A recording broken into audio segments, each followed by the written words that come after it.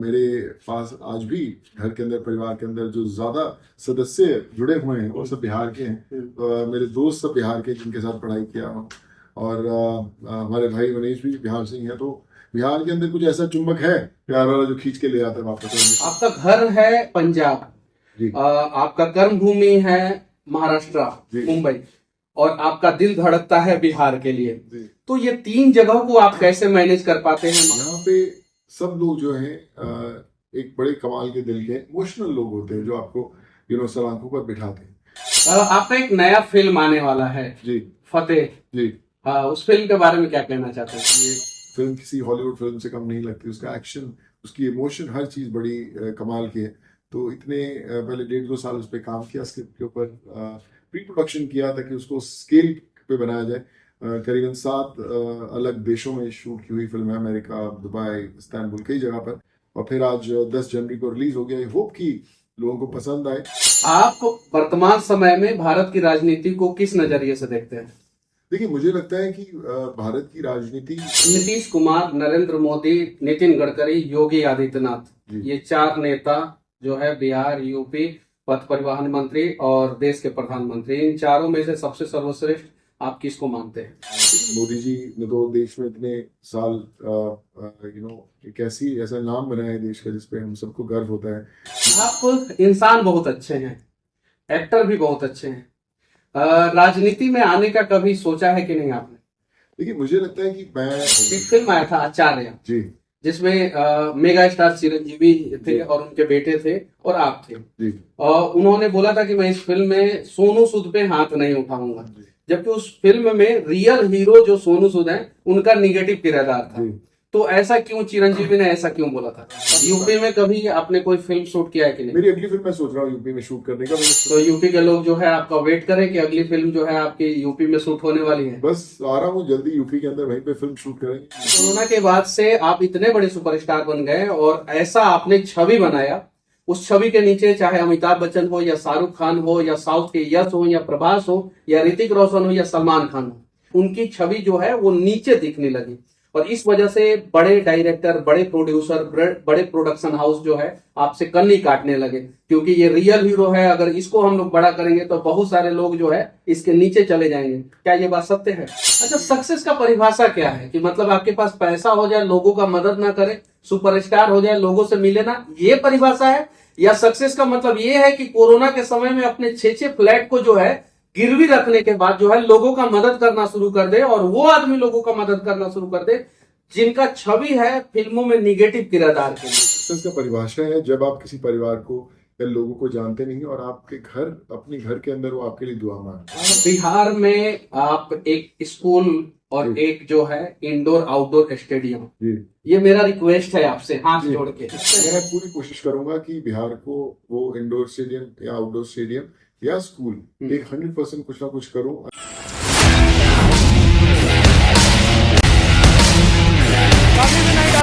बिहार की राजधानी पटना में है और अभी गरीबों के मसीहा, लोगों का मदद करने वाले, कोरोना काल में जो है देश के रियल हीरो के रूप में उभरने वाले सोनू सूद हमारे साथ है।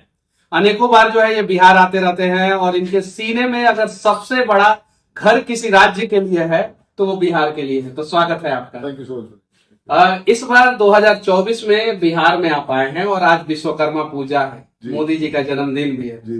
तो पहला संदेश जो है विश्वकर्मा पूजा के लिए और मोदी जी के जन्मदिन के लिए क्या देना चाहते हैं? पहले तो मैं हार्दिक शुभकामनाएं देता हूँ मोदी जी को उनके जन्मदिन पर। हमेशा खुश रहें, लंबी उम्र दे ईश्वर उनको। और विश्वकर्मा का दिन है और बिहार में हूँ।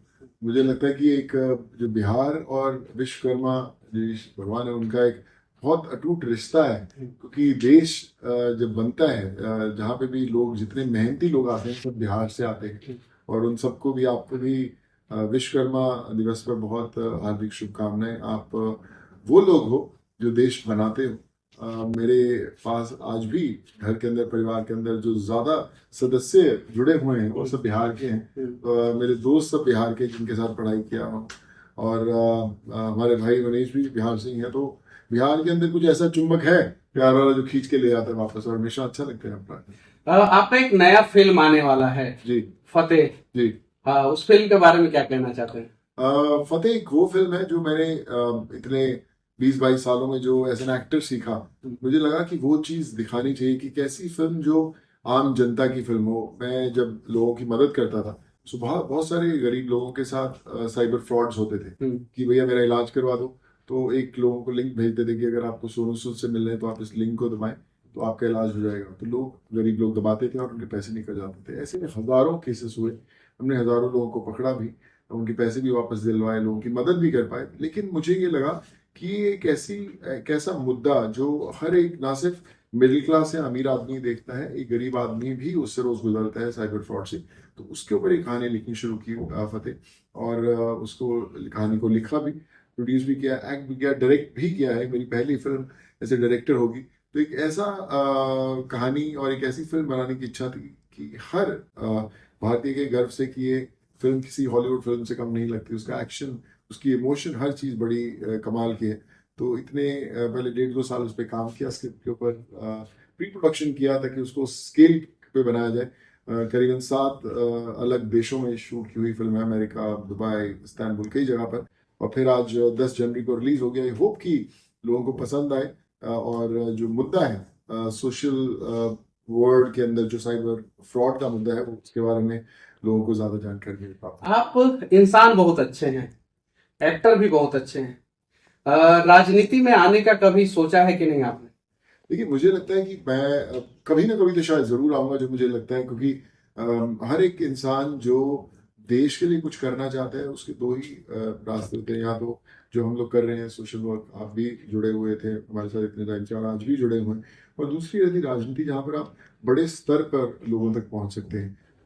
इतना आसान नहीं होता राजनीति में आना, क्योंकि आपको कई चीज़ें छोड़नी पड़ती है। और मैंने हमेशा सोचा था कि जब भी मैं राजनीति में आऊँगा तो मैं हर चीज़ छोड़ कर आऊँगा। ऐसा नहीं होगा। हमने बहुत दफ़ा देखा है कि ऐसे बहुत दफ़ा लोग राजनीति में आ जाते हैं, लेकिन समय नहीं दे पाते। और जो लोग उन्हें चुनते हैं, या लोग जिनको वो रिप्रेजेंट करते हैं, जब आप उनको समय नहीं देंगे, तो मुझे लगता है वो उनके साथ थोड़ा सा धोखा होता है। सनी देओल, विनोद खन्ना, गोविंदा और अमिताभ बच्चन ऐसे अनेकों उदाहरण हैं जो राजनीति में आए लेकिन राजनीति में सक्सेस नहीं हो पाए, लोगों को समय नहीं दे पाए। आप वर्तमान समय में भारत की राजनीति को किस नजरिए से देखते हैं? देखिए, मुझे लगता है कि भारत की राजनीति हर एक स्टेट के हिसाब से बदलती रहती है, लेकिन अल्टीमेटली जो अंत में अगर हम बोले, विजय उसी की होती है जो देश के लिए जीने का जज्बा रखता है। भाषा कोई भी हो, लेकिन जुनून तभी आपके साथ बरकरार रह सकता है जब आप देश और आम जनता के लिए कुछ करना चाहेंगे। हमने बहुत दफा देखा है कि बहुत सारे लोग इस दुनिया में आना चाहते हैं पावर के लिए, पैसे के लिए, या शोहरत के लिए, पर उनकी जो जिंदगी होती है बड़ी शॉर्ट लिव्ड होती है, क्योंकि लोग जुड़ नहीं पाते उनके साथ। लेकिन अगर आप एक आम इंसान के साथ जुड़ जाएंगे और उसकी आप एक उम्मीद बन जाएंगे और उसके लिए कोशिश करते रहेंगे, फिर आपको कोई हिला नहीं सकता। मुझे लगता है हमें वैसे ही लोग चाहिए जो सब चीजें छोड़कर अपना पर्सनल एजेंडे को पीछे रखकर लोगों के लिए उम्मीद बने, उनके लिए कोशिश करें, जिंदगी बदले। नीतीश कुमार, नरेंद्र मोदी, नितिन गडकरी, योगी आदित्यनाथ, ये 4 नेता जो है बिहार, यूपी, पथ परिवहन मंत्री और देश के प्रधानमंत्री, इन चारों में से सबसे सर्वश्रेष्ठ आप किसको मानते हैं? देखिए, मुझे लगता है चारों ही बहुत है। आज उन्हें जो मुकाम हासिल हुआ है, उनके देश के प्रति जो उन्होंने योगदान दिया है, उसके कारण हुआ है। चाहे नीतीश कुमार जी की बात कीजिए, उन्होंने बहुत अभी अच्छा कर रहे हैं लोग। मैं बात कर रहा था बिहार के लोगों से। आप मोदी जी ने तो देश में इतने साल एक ऐसा नाम बनाया है देश का जिसपे हम सबको गर्व होता है। नितिन गडकरी जी, ऑफ कोर्स, देश के अंदर जितनी अगर आप ट्रांसपोर्ट इंफ्रास्ट्रक्चर की बात करें, बहुत कमाल है। और मैं बहुत नागपुर में कॉलेज के समय से जानता हूँ। और योगी आदित्यनाथ जी ने जो यूपी के अंदर बदलाव लाया है, उसके बारे में भी हम चर्चा कर ही रहे थे, आप भी बता ही रहे थे कि कितना कमाल का काम किया है। सो मुझे लगता है ये लोग जब इनका उदाहरण देते हैं, तो इस उदाहरण के स्पेस में आने के लिए उस लेवल का काम करना पड़ता है, तभी आप उस लेवल। आपने अभी भारत के कौन कौन से राज्य में फिल्म शूट किया है? देखिए, मैंने इस बार जो फतेह फिल्म है, वैसे मैंने पंजाब में शूट किया, दिल्ली में शूट किया, हमने मुंबई में शूट किया है। तो ये 3 यूपी में कभी आपने कोई फिल्म शूट किया है कि नहीं? मेरी अगली फिल्म मैं सोच रहा हूँ यूपी में शूट करने का। मैंने सुना बड़ा है, गवर्नमेंट जो है बहुत सब्सिडी भी देता है, सुरक्षा भी देता है। बिल्कुल। और आसान बहुत है। मैंने सुना है कि वहाँ पे बहुत या आसान तरीके से आप शूट कर सकते हैं, परेशानी नहीं होती। जितने परमिशंस की बात करें वो बड़ी अच्छी है, तो होपफुली कि अगली फिल्म मैं यूपी में शूट करूंगा। तो यूपी के लोग जो है आपका वेट करें कि अगली फिल्म जो है आपकी यूपी में शूट होने वाली है? बस आ रहा हूँ जल्दी यूपी के अंदर, वहीं पे फिल्म शूट करेंगे। यूपी के लोग बड़े सारे हैं जिनसे वापस मिलना है, और कोशिश करेंगे कि वहीं की कहानी, वहीं के लोग, वहीं के हीरोज को जो हम लोग और भी बड़े स्तर पर जाएं। आपका घर है पंजाब, जी आपका कर्म भूमि है महाराष्ट्र, जी मुंबई, और आपका दिल धड़कता है बिहार के लिए। जी। तो ये तीन जगहों को आप कैसे मैनेज कर पाते हैं, महाराष्ट्र को, बिहार को और पंजाब को? जबकि देखा जाए तो बहुत सारा ऐसा केसेस हुआ है जिसमें ये तीनों राज्य के लोग जो है कुछ गलत राजनीति के चक्कर में एक दूसरे के खिलाफ कभी कभी खड़े हो जाते, कभी कभी, हम ये नहीं, और सारे लोग नहीं, कुछ लोग खड़े हो जाते। लेकिन आप इस तीनों राज्य के लोगों को कैसे कन्विंस कर पाते हैं, और यहाँ तीनों जगह पे आपको सेम सम्मान प्यार कैसे मिल जाता है? मैं हमेशा बोलता हूँ कि राज्य कोई भी हो, चाहे बिहार हो, महाराष्ट्र हो, यूपी हो, पंजाब हो, यहाँ पे सब लोग जो हैं एक बड़े कमाल के दिल के इमोशनल लोग होते हैं, जो आपको सर आंखों पर बिठाते हैं। जब आप बिना किसी अपने पर्सनल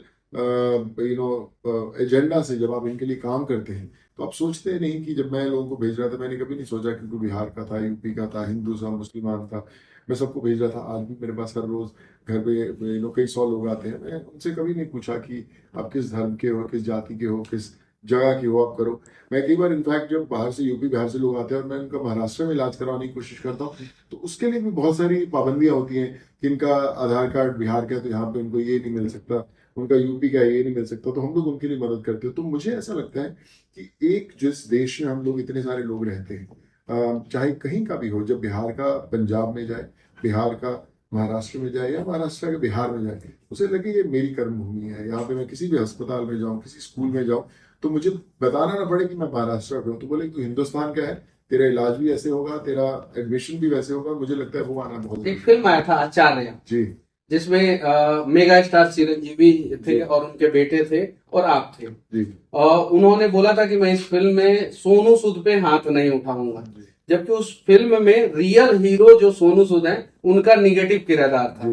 तो ऐसा क्यों, चिरंजीवी ने ऐसा क्यों बोला था? और पहली बार मतलब कि सिनेमा जगत के इतिहास में, चाहे वो बॉलीवुड हो, चाहे हॉलीवुड हो, चाहे रीजनल सिनेमा हो, पहली बार किसी हीरो ने कहा कि निगेटिव किरदार जो निभा रहा है उसके ऊपर हाथ नहीं उठाऊंगा, क्योंकि निगेटिव किरदार निभाने वाला रियल हीरो है। क्यों?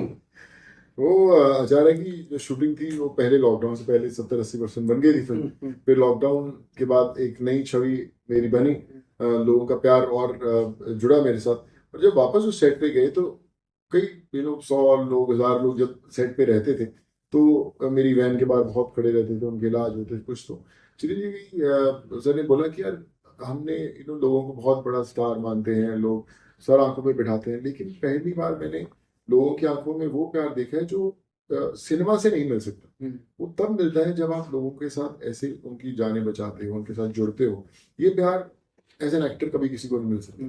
तो उन्होंने, जो हमारे एक्शन डायरेक्टर थे, उनको बोला कि यार देखो ये जो एक्शन है इसको चेंज करो, मैं इस पे हाथ उठाऊंगा तो मेरे फैंस ही मुझे गाली देंगे। तो उस एक्शन को चेंज किया गया, बदला गया, छोटा करके काटा गया। तो आई थिंक वो एक अलग फीलिंग थी। पर मैंने एक चीज देखी है कि जब आप एक आम इंसान से जुड़ते हैं ना, वो किसी भी बॉक्स ऑफिस नंबर 500, 1000 करोड़ की फिल्म से बहुत बड़ा होता है। और यही आपके लिए नुकसान भी साबित हो रहा है, जैसा कि मैं जानता हूं, क्योंकि कोरोना के बाद से आप इतने बड़े सुपरस्टार बन गए और ऐसा आपने छवि बनाया, उस छवि के नीचे चाहे अमिताभ बच्चन हो या शाहरुख खान हो या साउथ के यश हो या प्रभास हो या ऋतिक रोशन हो या सलमान खान हो। ये मेरा मानना है, आपका मानना क्या है वो मैं नहीं जानता हूं। ये मेरा मानना है, उनकी छवि जो है वो नीचे दिखने लगी, और इस वजह से बड़े डायरेक्टर, बड़े प्रोड्यूसर, बड़े प्रोडक्शन हाउस जो है आपसे कन्नी काटने लगे, क्योंकि ये रियल हीरो है, अगर इसको हम लोग बड़ा करेंगे तो बहुत सारे लोग जो है इसके नीचे चले जाएंगे। क्या ये बात सत्य है? नहीं, मुझे नहीं लगता है बात सत्य है। वही जो आपने नाम लिए, हमारे फिल्म जगत का हिस्सा है, बहुत नाम कमाया, बहुत ही सक्सेसफुल लोग हैं, मेरे हमारे दोस्त भी हैं। पर मुझे लगता है कि मेरे पास फिल्में बहुत आई, लेकिन मैंने की नहीं। अच्छा, सक्सेस का परिभाषा क्या है? कि मतलब आपके पास पैसा हो जाए, लोगों का मदद ना करे, सुपरस्टार हो जाए, लोगों से मिले ना, ये परिभाषा है? या सक्सेस का मतलब ये है कि कोरोना के समय में अपने 6 फ्लैट को जो है गिरवी रखने के बाद जो है लोगों का मदद करना शुरू कर दे, और वो आदमी लोगों का मदद करना शुरू कर दे जिनका छवि है फिल्मों में निगेटिव किरदार के लिए। कौन सा सक्सेस का परिभाषा है? देखिए, मेरे लिए सक्सेस का परिभाषा है जब आप किसी परिवार को या लोगों को जानते नहीं और आपके घर, अपने घर के अंदर वो आपके लिए दुआ मांगते हैं, वो आपके लिए सक्सेस की परिभाषा है। उनको पता नहीं कि आपसे कभी वो मिलेंगे या नहीं मिलेंगे, लेकिन वो अपने घर पे अपने बच्चों को बोलते हैं कि बनो तो ऐसा बनो। उससे ऊपर कोई सक्सेस नहीं है। हम सिनेमा में बहुत सालों से जुड़े हुए हैं और कई साल तक फिल्में आती रहेंगी, हम भी आएंगे, हम भी चले जाएंगे, लेकिन आज से अगर 100 साल बाद कभी आपको कोई आपके बारे में बोले कि यार वैसा बनना, तो मुझे लगता है वो हमारी सक्सेस की बड़ी भाषा है और उसकी कोशिश में हमेशा करते हैं। बिहार में आप एक स्कूल और एक जो है इंडोर आउटडोर स्टेडियम, ये मेरा रिक्वेस्ट है आपसे हाथ जोड़ के, मैं चाहता हूं कि आप बनवाएं, क्योंकि बिहार का कोई भी खिलाड़ी जो है इस बार ओलंपिक में नहीं जा पाया था।